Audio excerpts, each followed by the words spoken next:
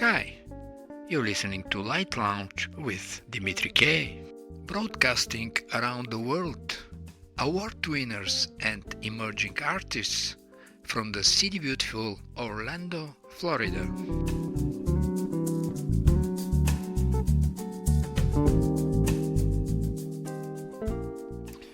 In his book, The Jazz of Physics, the sax player and scientist Stefan Alexander makes an interesting analogy.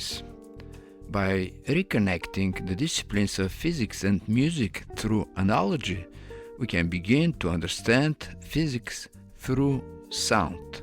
We will see that harmony and resonance are universal phenomena and can be used to explain the dynamics of the early universe. Music and sound have persisted, whether we have focused on them or not. They are part and parcel with the universe. The symmetry of musical composition mirrors the symmetry that exists in quantum fields, and the breaking of these symmetries in both cases lends beautiful complexity. In physics, we get the distinct forces of nature with symmetry breaking. In music, we get tensions and resolve. The uncertainty of being able to know both where a particle is and where it is going beautifully mirrors jazz improvisation. Very well and scientifically said. And now let's see what type of symmetry is coming with the music of our guests tonight. Whoa, whoa, yeah. A critic from Jazz Journal qualifies First Dance album by Freedom Art Quartet as Album of the Year 2025. Now we have Lloyd Haber, one of the co-founders of the quartet, with us. Welcome to Lite Lounge, Dimitri K. Lloyd. Thank you very much, Dimitri, for having me on your show. It's a pleasure to meet you. Honestly, it's been deeply humbling.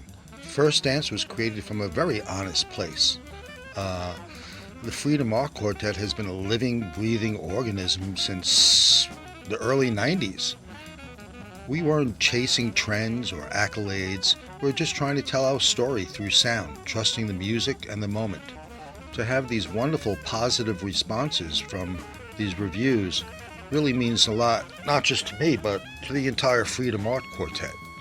It tells us that the spirit, the risk-taking, and the freedom we put into the music is really being heard. You're very welcome, Lloyd. Let's enjoy the title tune, First Dance.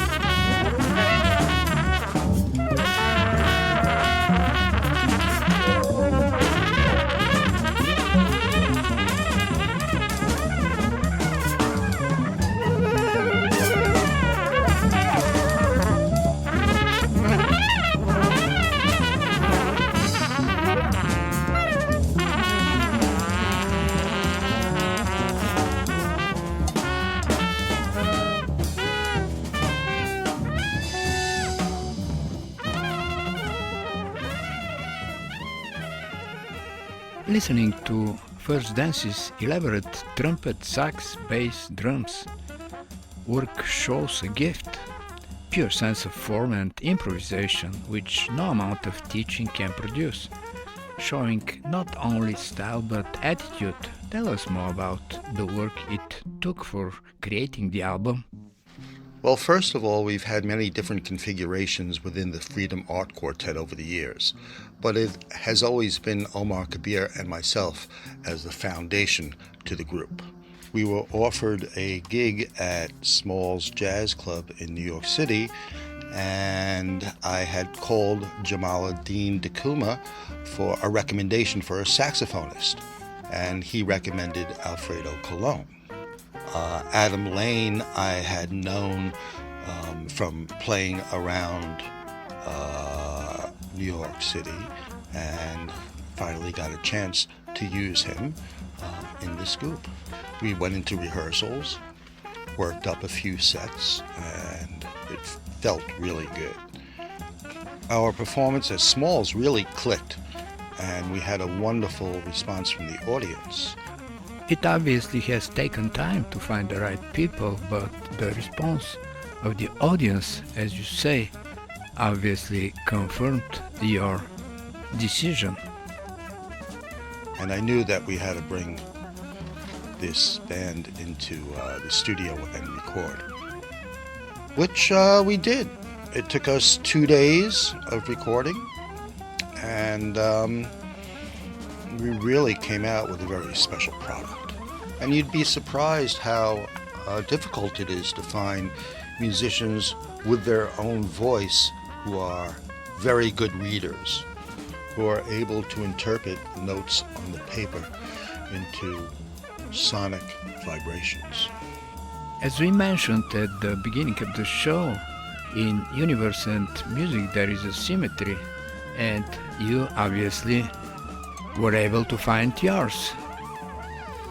Listening to Counterbalance.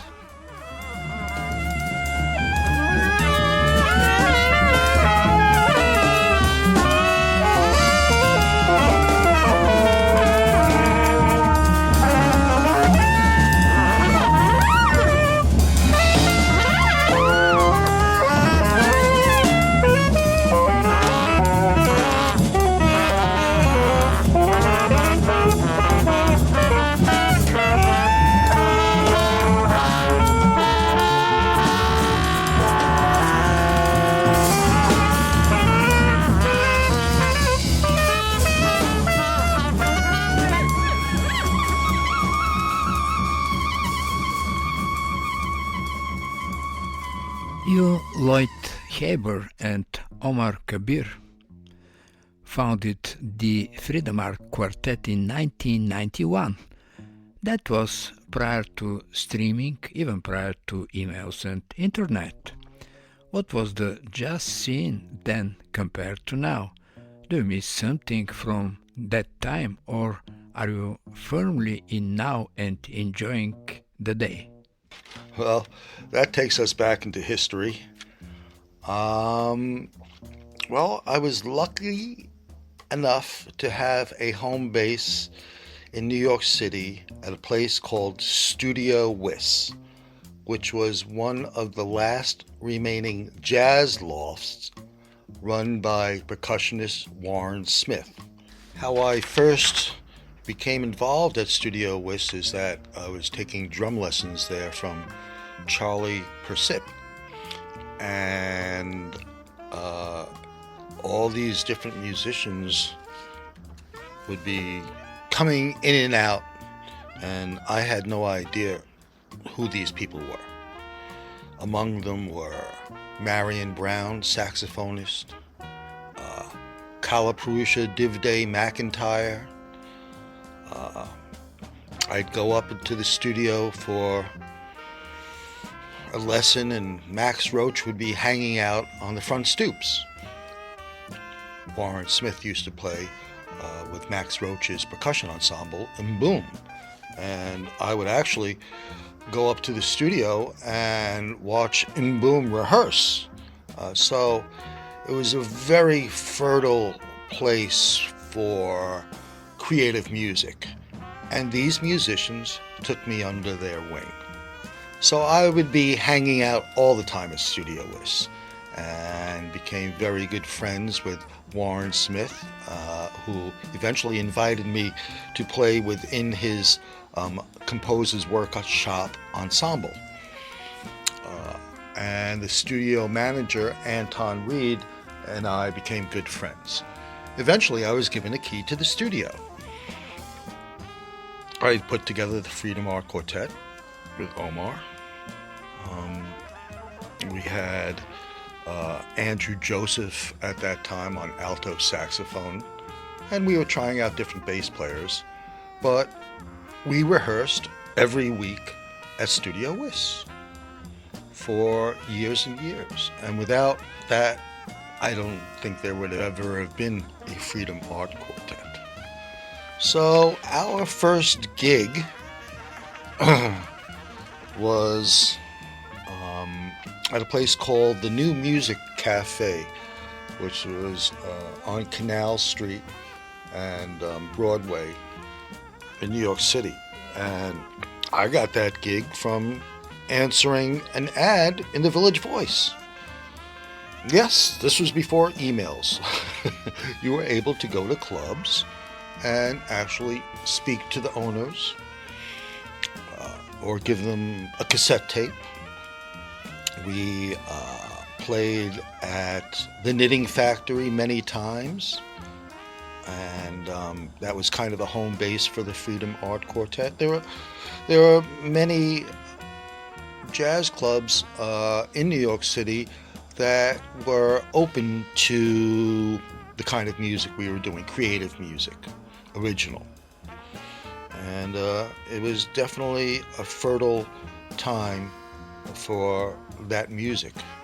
Now trying to get gigs, it's very impersonal. You send out emails and hope that someone responds to your emails. There's no one to speak to, and it could get a little frustrating. Right now the Freedom Art Quartet has a European booking agent with Akamu Booking, who also books Anthony Braxton, the Art Ensemble of Chicago, and that kind of music, and hopefully we'll be able to get some tours in Europe in the near future. But yes, I certainly miss that time.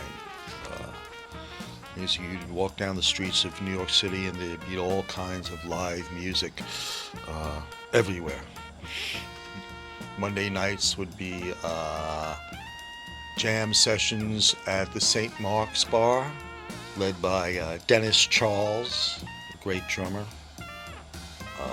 Out in Queens, there were some great jam sessions, one in particular led by drummer Walter Perkins, and all these people were so open and to you, and would always give you ideas, pointers. In Harlem at St. Nick's Bar, which was run by, the jam sessions were run by Patience Higgins, and you'd never know who you who you'd sit in with. I played with Leon Thomas and many great musicians. So it was just a wonderful hang and creative music, and everybody was very positive and open. Well, I can feel the nostalgia for the 90s. As you say, New York was a hub, and then it was Queens, then that was Harlem, Village Voice answering actual ads, messages. But now we have to move in the future. Obviously you have a European booking and plenty of good things happening for you now and in the following months.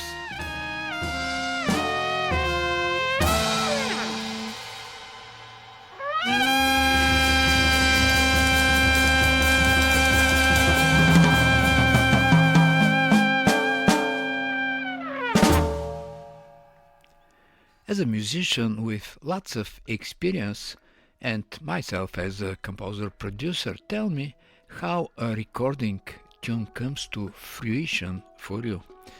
Do you put down an idea in writing and then go in the studio and record it, or get there with a vague idea and improvise until it's done? Well, for the most part, my songs have a melody. I strongly believe in melody. Even though it is an improvised music, the melodies are written out, as well as maybe interludes or other parts within a song. Some of the songs will come together in a short time. Some songs come together within a long period, but eventually they are written out. So all the songs on this album, First Dance, are composed with a melody, and then the improvisation is either based on free form or, for example, with Song for the Old Ones, there is a form to the music. Also on the album, there is a song called Nature of the Past, which is a total improvisation between myself and Omar.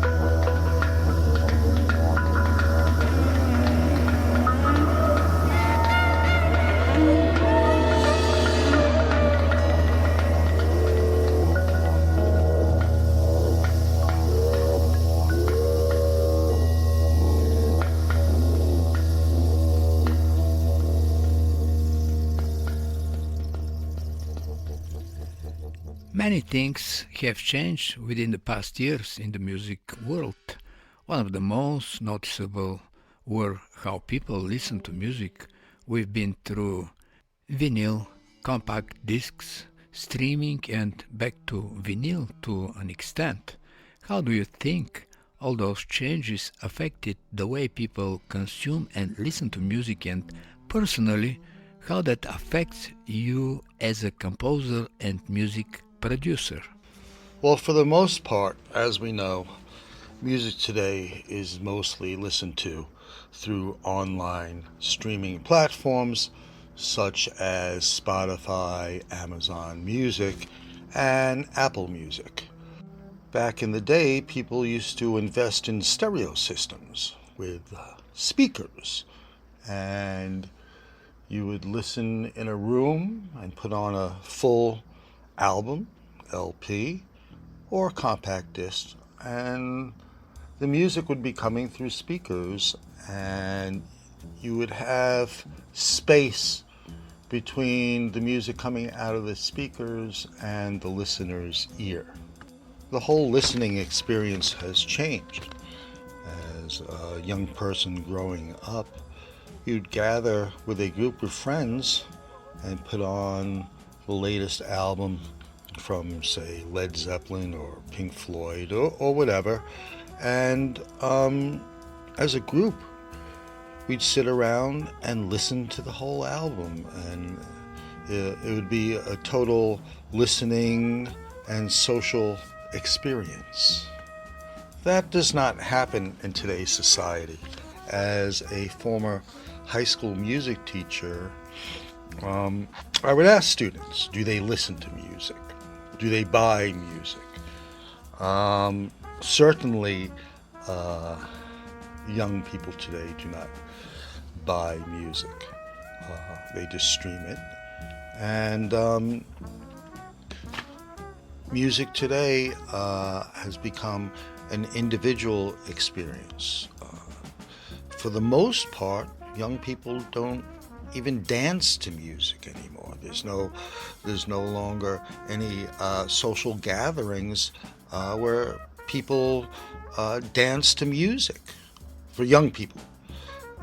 There's no more high school dances, or even bands used to come, live bands used to come to high schools and perform, and I don't see that happening anymore. I've also seen that young people, for the most part, do not have any curiosity about the American music experience and history. Many of young people have no idea who the Beatles were, or certainly have never heard of Howling Wolf, John Coltrane, The Doors.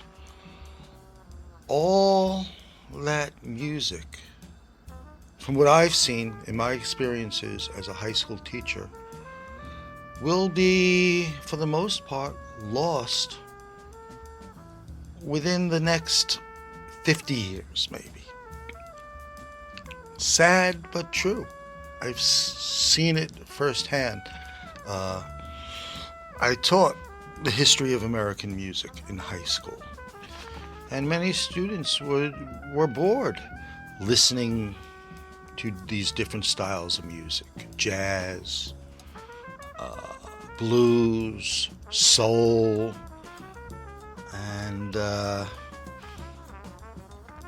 if these young people are not taught about the history of the music and how it affected this country as a society and part of its culture, it's going to be lost forever. How does it affect me? Well, I just keep on doing what I do, because that's who I am as a human being. I'm a musician. Well, music lost in times doesn't sound encouraging, but I guess Mozart and Beethoven's music was not lost in 250 years, so nowadays won't be lost, but probably even other mediums will be developed. I guess most of the blames should go toward streaming services corporations, which deal with music as a product, not as art.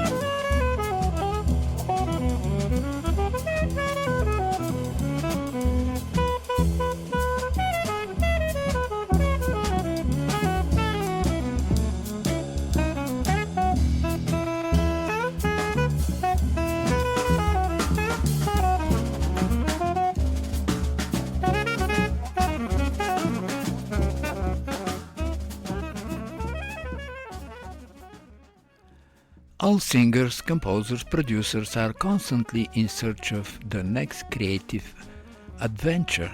What are the unfulfilled wishes of Lloyd Haber? What would be a dream collaboration that you'd enjoy other than with your own orchestra? or something else you'd like to achieve in 2026? Well, I've certainly been blessed to have played and collaborated with many great musicians within my lifetime. Certainly, one of the high points was playing with Ornette Coleman. I happened to have a chance encounter with him walking down the streets of New York City.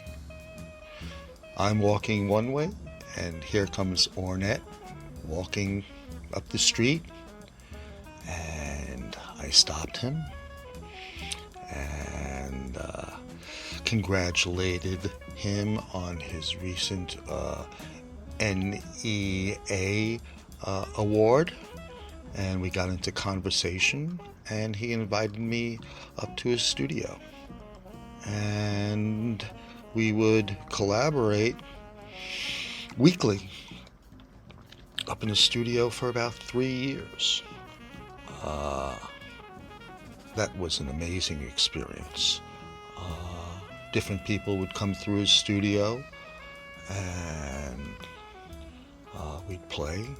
That's where I met Jamaluddin Takuma, Mark Kostabi, and many others. But as for the future, I look forward to getting into the studio for the Freedom Art Quartet's next project, as well as continuing projects with my other groups, one of them being Bones and Tones, who I recorded an album with, myself on marimba, Warren Smith on vibraphone, Jaribu Shahid on bass, and Abdul Mbup on percussion. And I would like to continue with that group. It was certainly a wonderful experience. Another group that I'm involved with consists of saxophonist Andrew Lamb and musician Huang Su Chin, who is a vocalist and plays the Chinese instrument called the guzheng, and she sings Chinese folk songs, and we improvise over the folk songs, as well as Andrew and I doing a variety of things.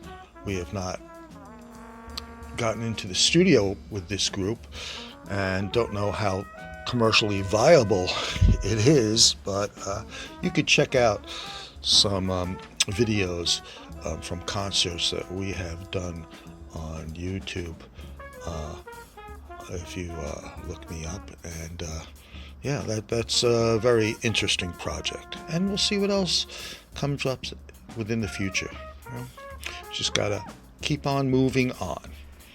Yes, I agree. Keep on moving on.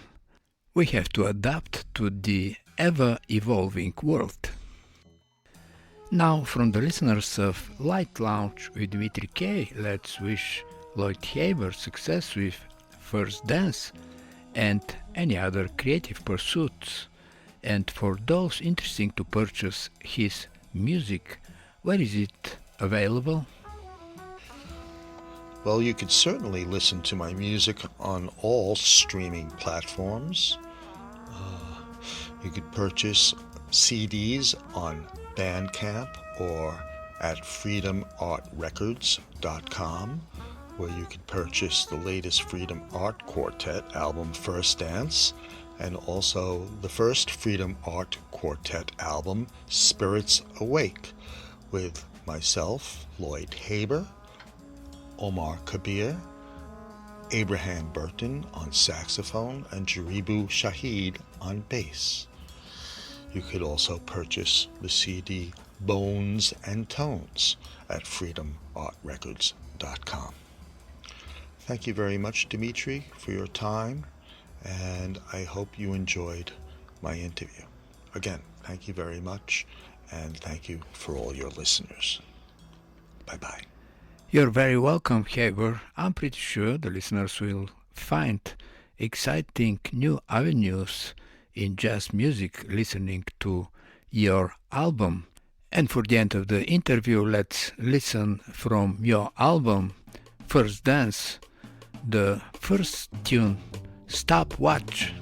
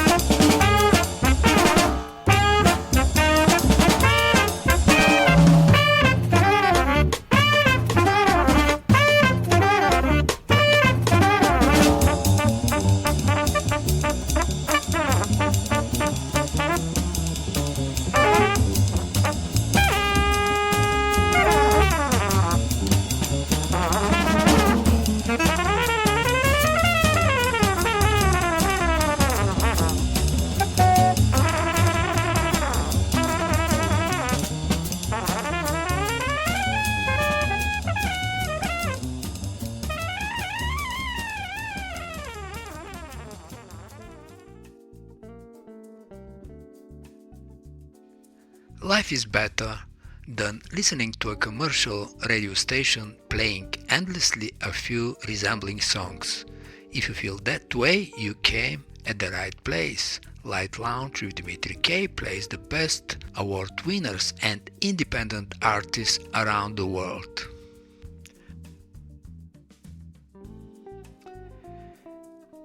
Me and Suzanne Walker's Americana country, rock, pop and blues group called Suzanne's Band is the official vehicle for Texas-based Grammy singer-songwriter. Now we have her in the studio to present her album, Bandana Woman. Welcome to Lite Lounge with Dimitri K, Mia. Hi Dimitri, thank you for having me on Lite Lounge today.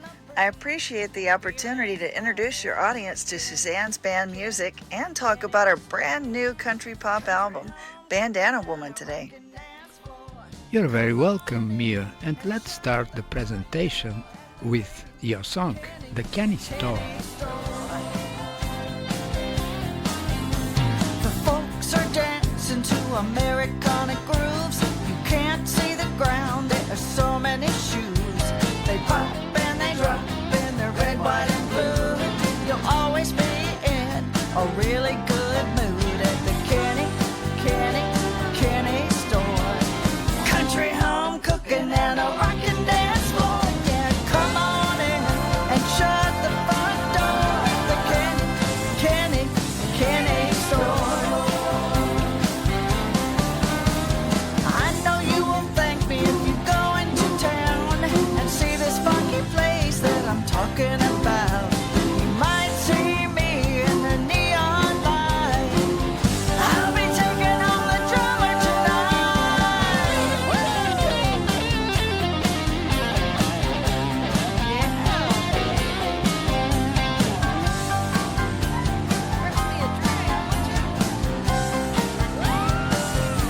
Sitting by the fire pit, biscuits, gravy on the plate, cold drink, chillin', flying pig above the stage. Out in the back where the band plays, watch me now, got some moves to make. At the Kenny store, country home cooking and a rockin' dance floor. Come on in and shut the front door at the Kenny store. The Kenny store, country home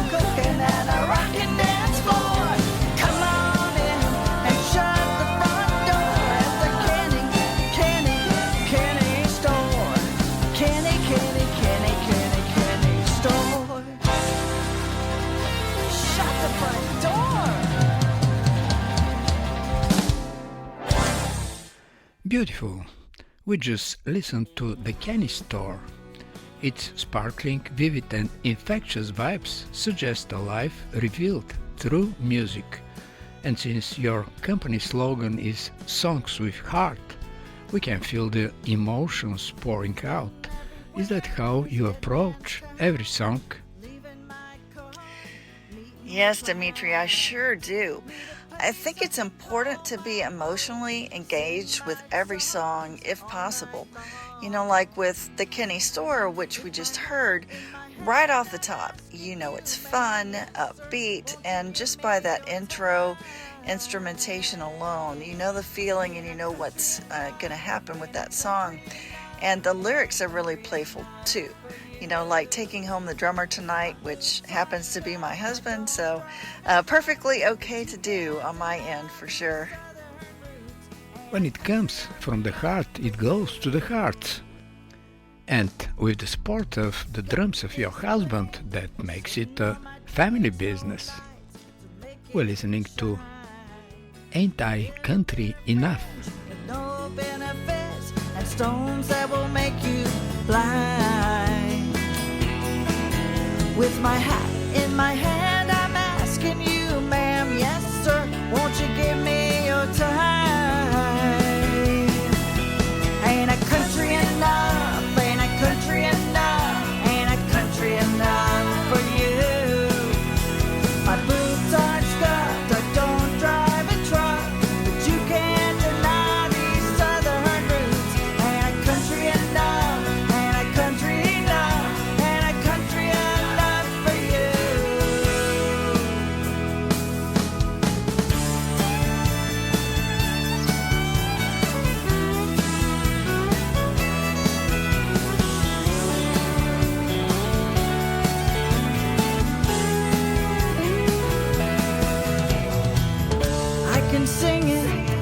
I can sing it all night long.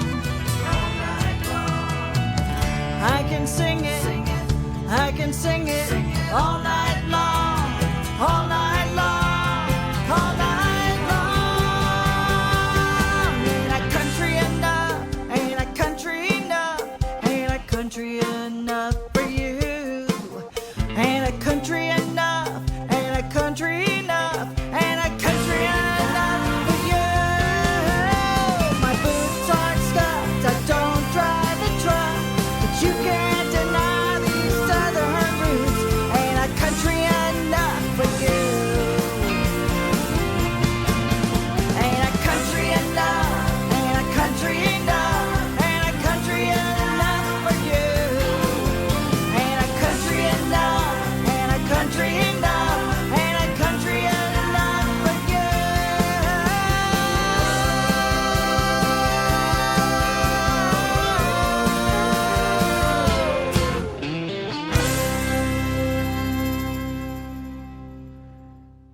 From your biography, I'm reading that you're having a non-genre specific approach in writing, but you're enhancing the importance of self-worth. In the lyrics, I'm quoting, "Rolling down this road, every stage is my home. Everywhere I go, I leave something behind." I believe that every successful performance feels as if you have left a piece of yourself with the audience. Oh, definitely. I mean, obviously, there's the actual physical things, that are left behind, like hopefully some Suzanne's band merchandise or physical copies of her albums, like Bandana Woman. You always want to leave those behind, right? But also, there's the things that you can't see. I often share something about the songs I'm playing live, whether it's an original or a cover, of why it was written or how it connects to me, things like that. So hopefully I've left some things like that behind with the audience and some little insights like that help them connect more with the music. The merchandise, the physical things that remain with the public are one thing, but more important is the soul connection that you create with the audience and the reason they are coming again and again on your performances in the future. listening to Lighten My Load.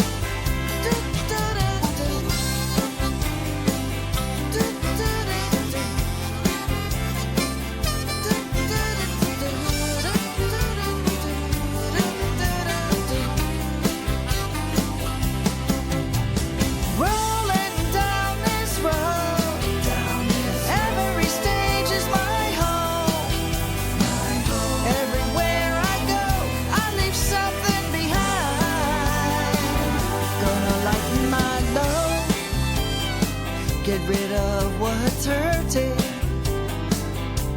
See a new town, turn a frown upside down.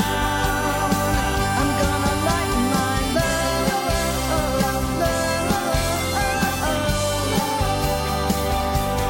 Lighten my load.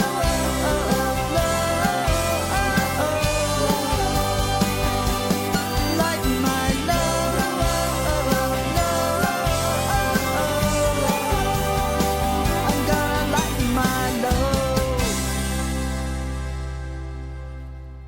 As a composer-producer myself, I wonder how you create your songs. Do you start with an idea which was put down on a paper and then go in the studio and record it, or just play around with the guitar in the studio and improvise until you find the right tune? Well, I definitely don't spend too much time in the studio.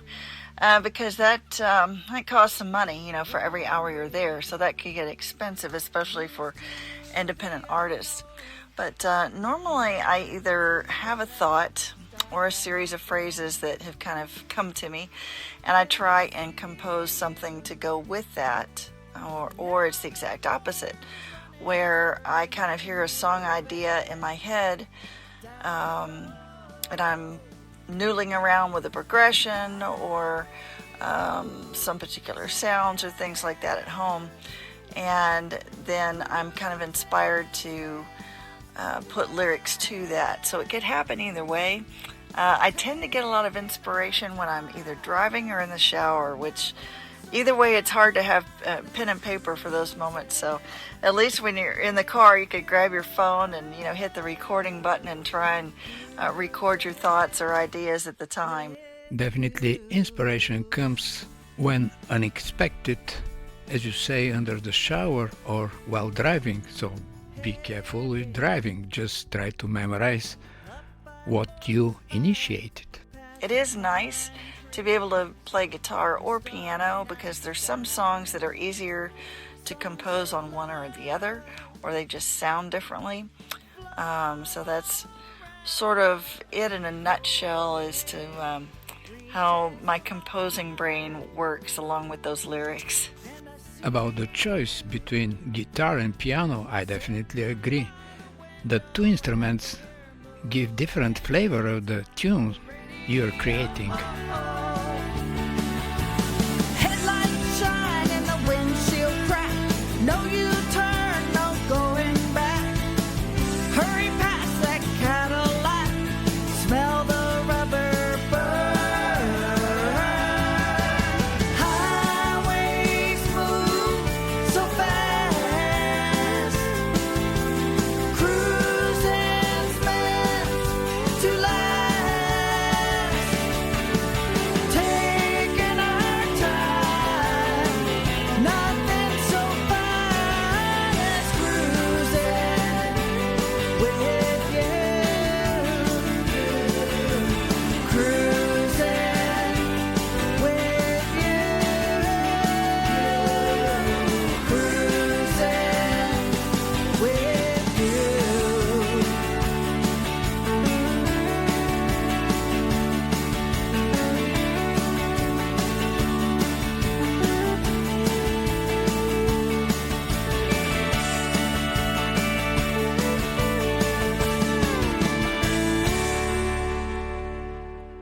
With your band, you're a performing musician. What is the truth for the artist nowadays? To be a musician is a business and it should generate a livelihood. Is the income comes more out of stage performances or from recording and streaming? I would say that live performance is still the breadwinner for sure, since you can also claim your original music through your performing rights organization under live performances. I believe for sure BMI and ASCAP have that, and I'm not sure about the others, but that kind of helps on that end of it. Also, I have started my own publishing company, which is Blue Koi Music, and that helps too, because then you're essentially doubling your royalty payouts, whenever you can get the publishing aspect of it plus the performing aspect both together. That was a big difference, instead of just paying that out to your distributor, whoever you choose on that end. I know in my case, I don't know I'll ever be able to recoup what I've probably spent in production costs, just because there's so much that goes into that. By the time you pay for a music producer and the sound engineer and all the musicians and all these things, it does get really expensive. There's a lot of independent artists that are able to produce and mix on their own. They have in-house sound systems that can do all that, and they use some sort of internal computer program to generate all their instrumentation, and those things can really save money. But in my case, I use live instruments and a lot of live people, so it gets a little bit more expensive. So in a nutshell, the live performance is definitely the main focus, because that's the fastest way you're going to start trying to make any kind of profit if you're an independent musician. Obviously, the more you are involved, the better. To be performer and publisher helps. To know more about recording and do a lot of the recordings yourself, that helps too. But for now, as you say, the performance makes all the difference. Against the ocean spray and southern breezes make the coconut sway.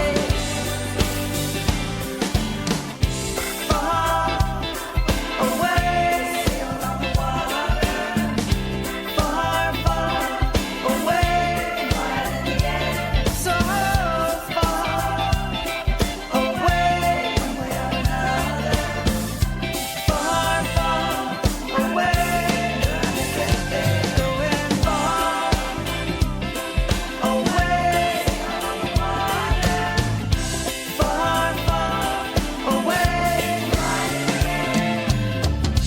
far, far away, far, far away,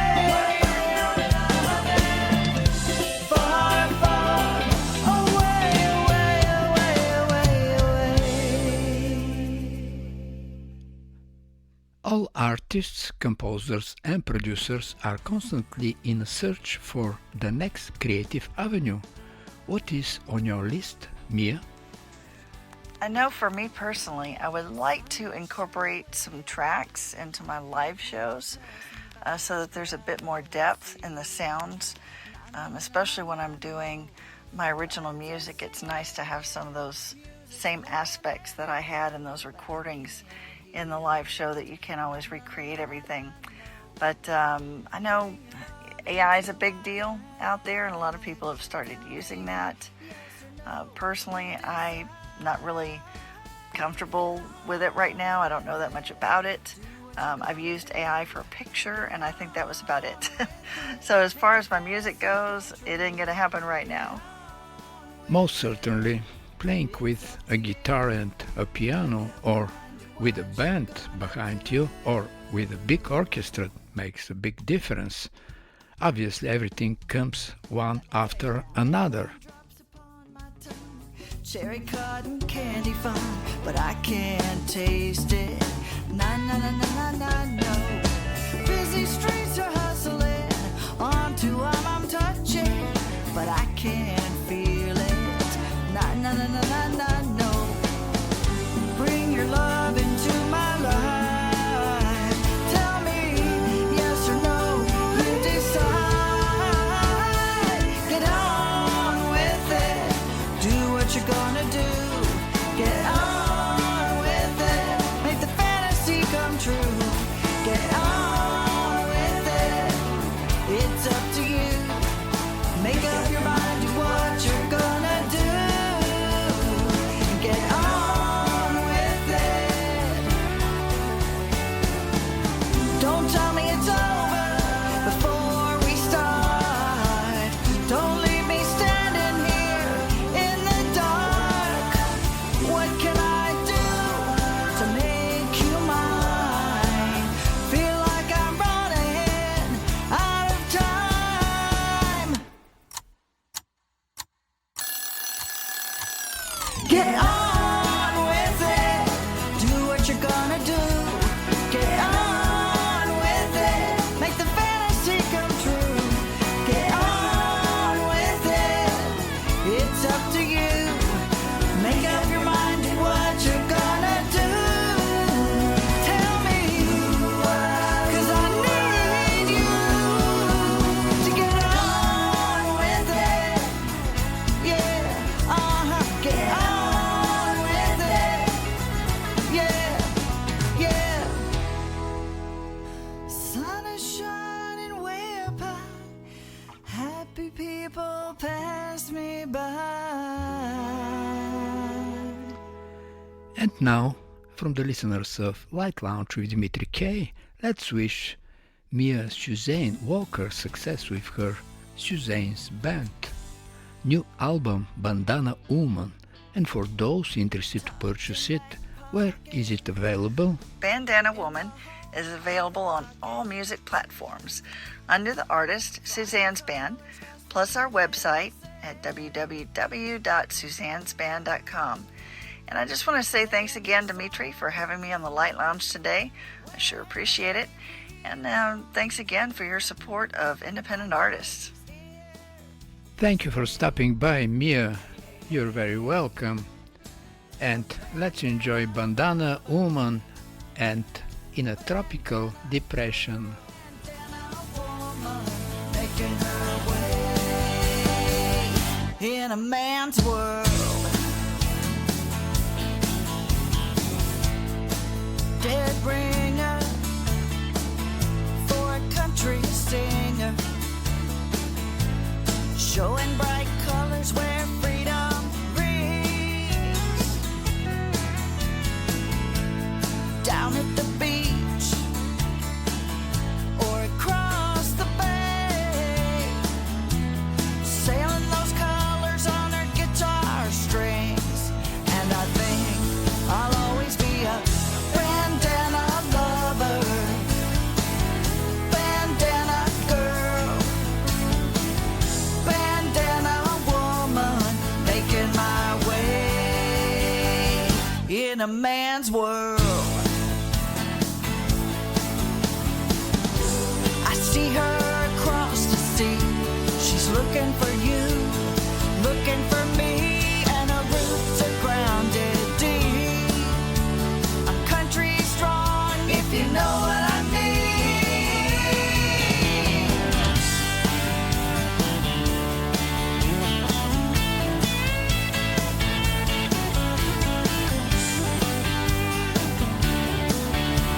I'm kick-ass strong in my denim jeans. I'm a bandana lover, bandana girl, baby, bandana woman, making my way in a man's world.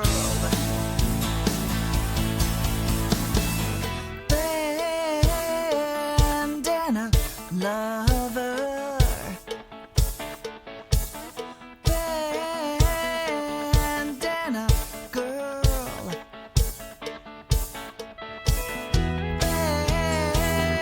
bandana woman, making my way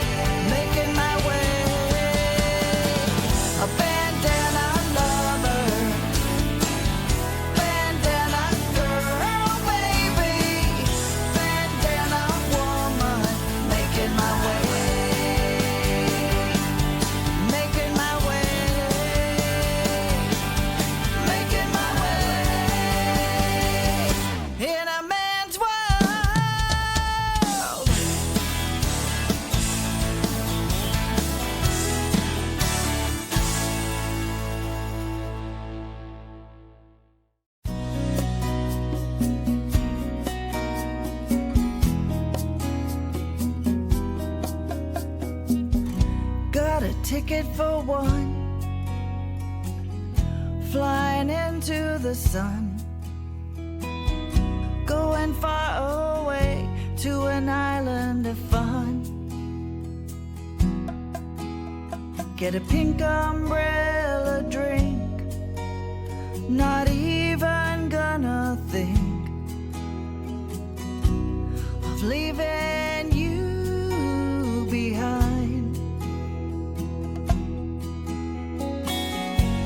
But then the clouds roll in and it's storming again. I'm in a tropical depression, haven't learned my lesson. Thought by now I'd understand why I'm standing in the ocean, rocking with the motion, wanting you beside me here on the sand. I'd go back but I can't, I'm in a tropical depression.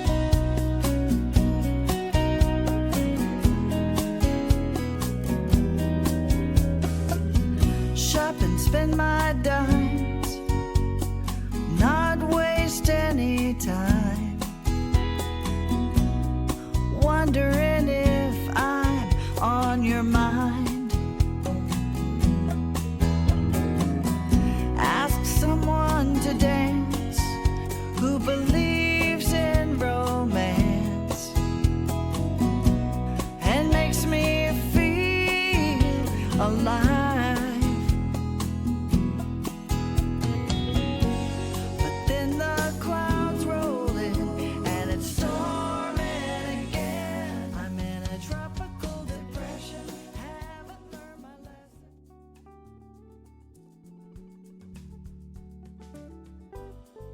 You're listening to Lite Lounge with Dimitri K.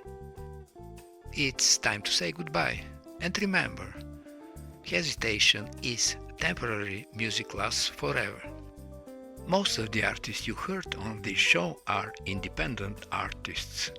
And if you like some of them, you can Google the name and find them on Spotify, iTunes, Amazon, and the rest of the digital media, and that would be a great support for them. For any comments, suggestions, and feedback, please email me at kopublishing@gmail.com. I'm Dimitri K, broadcasting from the city beautiful Orlando, Florida.